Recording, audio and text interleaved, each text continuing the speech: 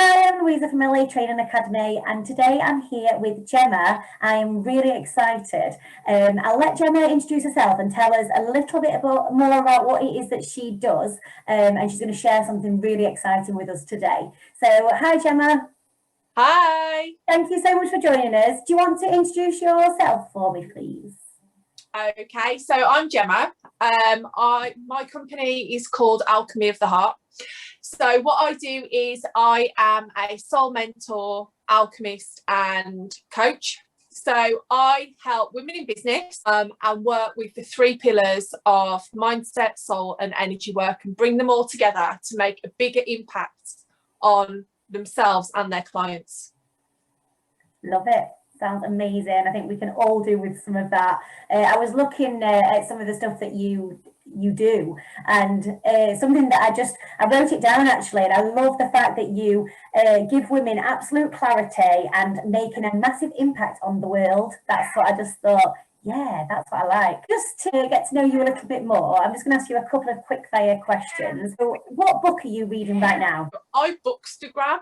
So I blog for authors, and I read a lot of books before they get released. Wow. So the current book I'm reading is called Losing Kyla. It's a young adult book, but I'm reviewing it so that other people, when they buy it, know what it's all about. So I've read so far this year 88 books since January. Wow. Just the odd one, you know. Have you got a favourite so far, or are we not allowed to share? Is it secret? So non-fiction, A Course in Miracles, because I studied A Course in Miracles for quite a while. Fiction, my all-time favourite fiction would be Pride and Prejudice. Ooh. So that's my all-time favourite, but I've got a new favourite every week. Yeah, I'm with you. You can talk to me one day and I like this, and then another day I like this. So it's like, yeah, it's not a bad thing to feed your mind, though, is it? So, no. Wow, so that was a good question for you, wasn't it? I think we could do a whole podcast on that. Come on. My next question is, who inspires you? But I'm thinking after all these books and authors that you're in touch with, that you might have quite a few of these as well. But is there anyone in particular? Again, motivational speaker wise and stuff like that, it would be Gabrielle Bernstein. Right. When I met her in London in 2016, she was absolutely amazing. Probably say there's an author called Helena Hunting, and she helps a lot of new authors as well. Oh, right. So she's absolutely amazing. Wow. So I like asking that question because I get some inspiration myself. I know you help women connect with their soul to connect with their businesses and their clients. So tell us a little bit about what you're going to do for us today. What I'm going to do is I'm going to talk a little bit about what I do, and then I'm going to take you through a meditation to help with clear decision making. Okay. Because in business, it is so hard when you're trying to run a business. Mm-hmm. And I don't know about you, but I get massive FOMO from all these posts that are saying, I can help you get more clients, I can help you earn six figures, and all of these different things. And people sign up to all these different things and then afterwards realise that it's stuff that they actually already knew. Yes, I've done it myself. I fell into that. I'm thinking, what have I signed up for here? And then I get all these emails, and then I think, it's just a time-consuming activity, and it's silly. So that's what I'm going to help with today, especially because for beauty and holistic therapists at the moment, now is the time to really get clear on what you want to do, where you're going, and not necessarily sign up to lots of new courses to do new treatments and stuff like that, because chances are you don't need them. It's just honing in what you already know, your existing talents, and using what you've got to create that massive impact. I love this. This is what I'm all about. I'm always telling my clients, not my salon clients, my coaching clients, don't just buy the next new treatment. Keep buying polishes. Home in on what you're already doing. So I think this is going to be perfect for my listeners. I'm so excited. Fantastic. So one thing that we always work on is people are always telling you to work on mindset all the time. And it's constantly work on your beliefs, work on this, work on that, work on honing your client, your ideal client and stuff like this, which is all great. However, what I've found is through working with my own clients and also through the work I was doing myself, I was working on the same things all the time. Because when you are only working on your mindset, you are missing the two pillars of your energy, which is obviously what you're putting out in the world, and your soul. So soul is that infinite part of yourself. It's that part of yourself that, whether you believe in past lives or not, so it's that part of yourself that is infinite. It's that part of yourself that has come here in this exact moment to learn exactly what you need to learn, and then use that information to help other people. Because ultimately, that is one of our biggest goals, especially at the moment, to be helping others and to make that massive impact and make a difference. And whether that is that you do somebody's nails that have got depression, whether you are helping somebody that is really ill by doing their hair, whatever it is, it could be that there's a mom that has got 6 kids and her only time to herself is when she comes to you for a facial. Yeah, you are creating a massive impact on that person's life. And when we do soul work, we're actually looking at that impact that we're making and understand, because that is the biggest thing for therapists, not realizing the impact that they actually have on other people, because we get stuck in the mindset of, I haven't got enough clients. That's all I get asked. How can I get more customers? How can I get more customers? But yet, the one thing that people do say to me is the biggest thing that they love about their job is not even doing the treatments. It's not the job. It's the way that they make somebody feel. And I think the two are not always connected. So instead of focusing on the clients they have got and sort of getting the most out of them and realizing how impacting they are with them, they're too busy trying to get the next one. So I'm like, no. So this is so good. It's constantly living in that lack mentality, and I've been there. I probably still do it now sometimes. I think we all do from time to time, don't we? Definitely. We all need that anyway. Energy clearing meditations and stuff like that. Most people, they're easily accessible on YouTube. Yeah. So that's something that, after you've seen your clients, rather than taking all of your clients' stuff home with you, doing something like that just for a couple of minutes really helps. I trained as a crystal therapist as well, so crystals are fantastic. I always say hematite, carry it round, or however you want to say it, hematite. And I'm like, if you've got nowhere else to put it, just put it in your bra. That's what I do a lot. Just put it in my bra. But always remember, if you're going to put it in your bra, that when you take your bra off, that you need to remove it first. Yes. Otherwise you're going to end up with a bruise on your feet. Definitely. When we've got those two sorted, there's always something that we find really hard to remove. Now, this can be something like, it could be that financially things aren't right for you, but everything else is in place. Financially, things are in the soul block. So it could be something like you've taken a vow in a past life of poverty. Okay. Or it could be something like what's called an ancestral block. So when you look at your money story through your family, everybody has experienced something very similar to what you're experiencing. And what we do is we work at, this is what I do with my one-to-one clients, we work at changing that ancestral story and don't experience the same thing. Wow. We work at, when it comes to soul blocks and things like that, we remove those.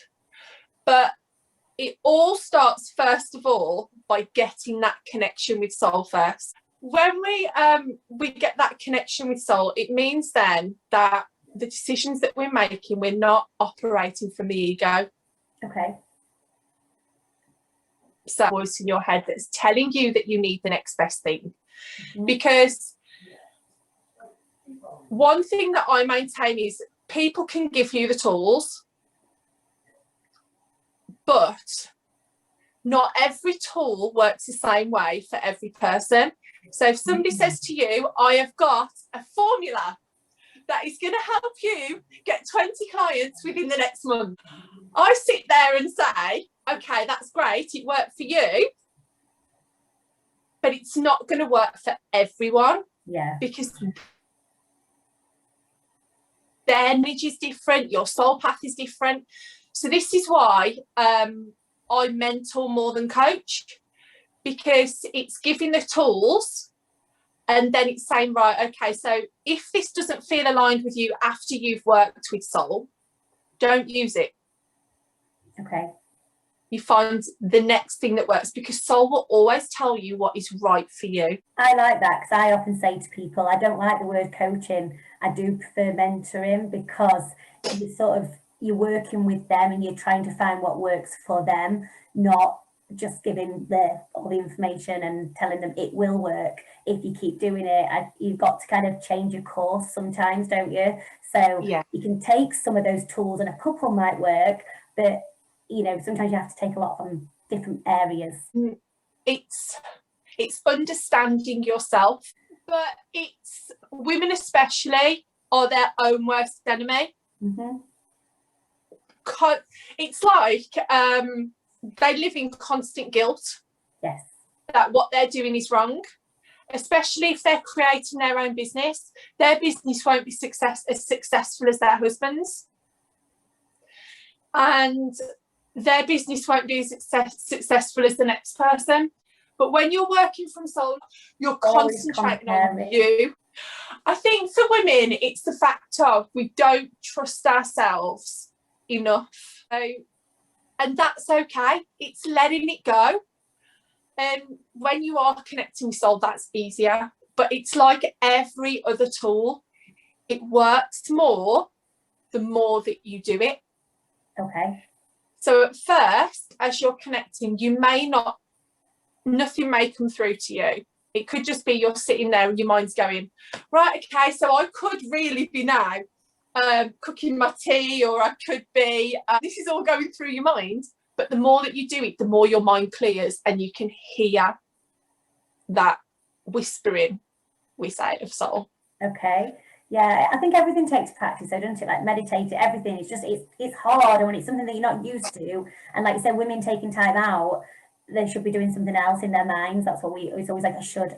So what I'm going to do, meditation, just write down whatever comes to you. Okay. So we will, because obviously this is all about decision making. Yeah. So we will look at maybe a question that you might have. Okay. What's coming up for you? Ask soul and then see what comes up. Okay. Okay. So what I want you to do is just close your eyes just for a moment. And just take and out through your mouth. And again, in through your nose and out through your mouth. Just letting go of all the stress and strains of the day. Letting go of all the shoulds, the woulds and the coulds. Feeling your body start to relax. Every muscle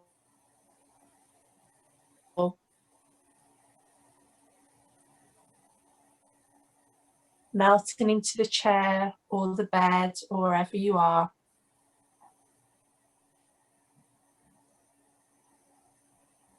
Any thoughts that come to you, just let them float past. Don't take any notice. And I want you to place your hands over your heart centre, so that space in the centre of your chest. And just breathe into that space.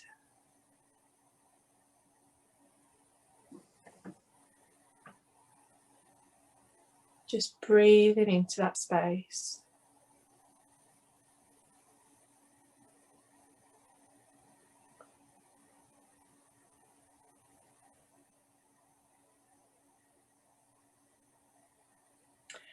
And behind your hands, you see a beautiful golden light. And it starts to get bigger and brighter with every breath. It expands through your body, filling your torso, your arms, your legs, your feet, your hands, your head, expanding out to fill your aura, the energy around your body.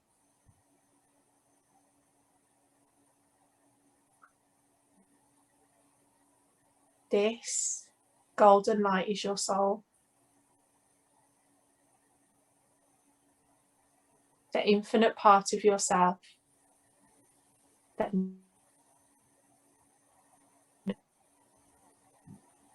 knows your journey, knows exactly what you are here to do.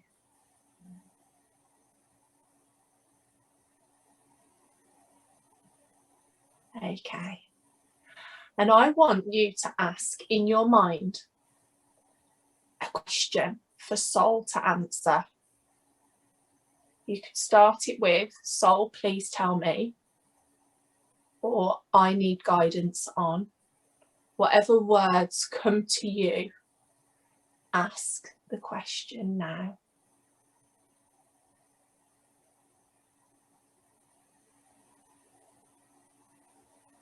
And wait a moment. And just breathe as you see what comes back to you.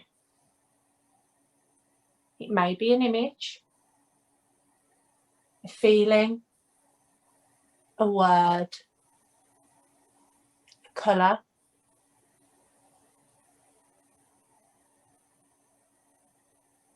Just paying attention.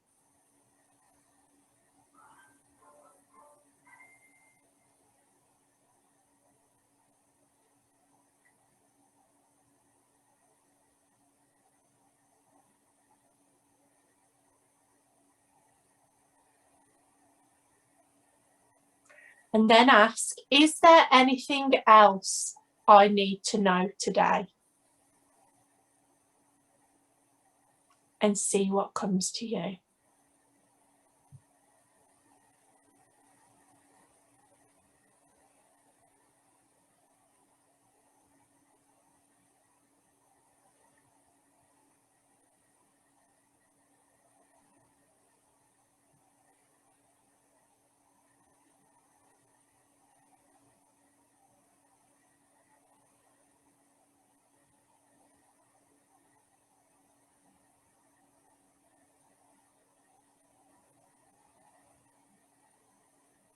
Do not worry if nothing comes to you at the moment. Throughout the day today, just pay attention to any words, feelings, synchronicities,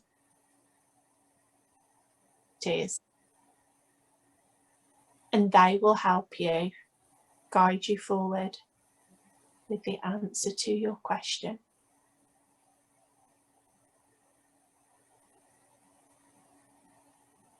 And I want you now to start to bring yourself back into the room. Start to feel your bum in the chair. Wiggle your fingers. Wiggle your toes. And when you're ready, open your eyes. All I would say to somebody after they've done that is just write down what comes to them. Because you're still in that frame of mind then. And if you feel the need just to keep writing, that's fine as well, because then you can read it over afterwards. Yeah, I do feel nice and chilled. That's what I needed today. Good, good. So what would you say that could happen afterwards? Would you say, because I do a lot of like Reiki and things like that, and I know that things continue to happen throughout, you know, the day or the evening, or I don't know, I'm not trying to put words into your mouth, but sometimes we can go, like when you've had Reiki, you can almost go like a bit of a slump, as in down. It's like your body's releasing. Is this a little bit like that? Do you get anything like that, or is it potential, or is it just kind of just like meditation, just ride it kind of thing?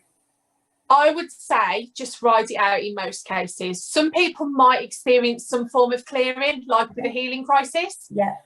But that tends to happen on a soul clearing more so. Okay.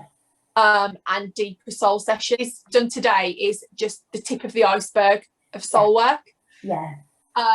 So it tends to happen more on deeper sessions, but that doesn't mean that if somebody is incredibly open already, yes, that they won't experience something. So it's just the normal, ground yourself, make sure that you drink lots of water, all those kind of things. This is just a random question I ask everybody. Have you become obsessed with anything during lockdown? But I know some people have gone through the exercise route, some people have gone down the food route. So have you become obsessed with anything during lockdown?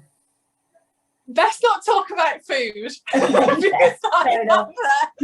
I've put on so much weight, it's unreal. I'm sure you're not alone on that one. For me, it's probably because that's when I've truly started reading again, but I'm also writing my own fiction book. I've got 3 more ideas that are just waiting for they're just bubbling and bubbling. And so lockdown's doing you a favour then, to give you almost like a little bit of time. I'm sure it's hard with the kids and stuff like that. I'll be glad for Monday. I don't think you'll be on your own though. Actually, I realised when I said that, I thought, it's easy to I haven't got kids, so I'm kind of all right. But I know a lot of people are like, Monday! Because I can get them outside. Yeah, there's a meme on Facebook. I've seen it quite a lot. A woman at her door just waving, saying, "I know it's not the 8th of March yet, but set off now." It just made me chuckle, and I thought, I think a lot of people can relate to that. I don't already off by there.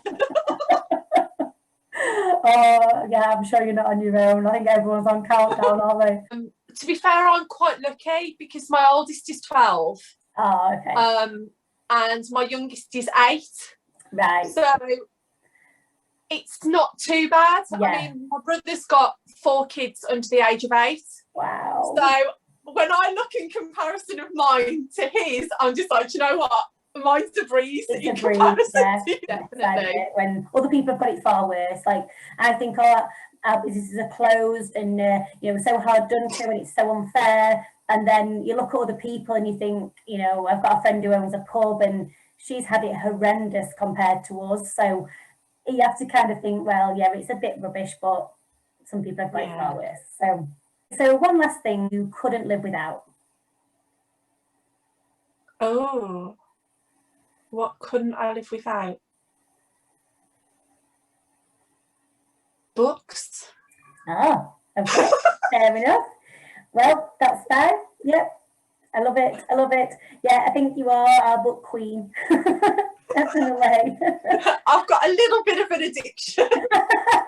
Why not? I've got a skincare addiction. You have a book addiction. That's fine. It's fine. They're both healthy. I know I just said that was the last thing, but one last thing. What would you leave our listeners with, like a top tip to keep their mind in good shape or to connect with soul, or what's the one thing that you would leave them with?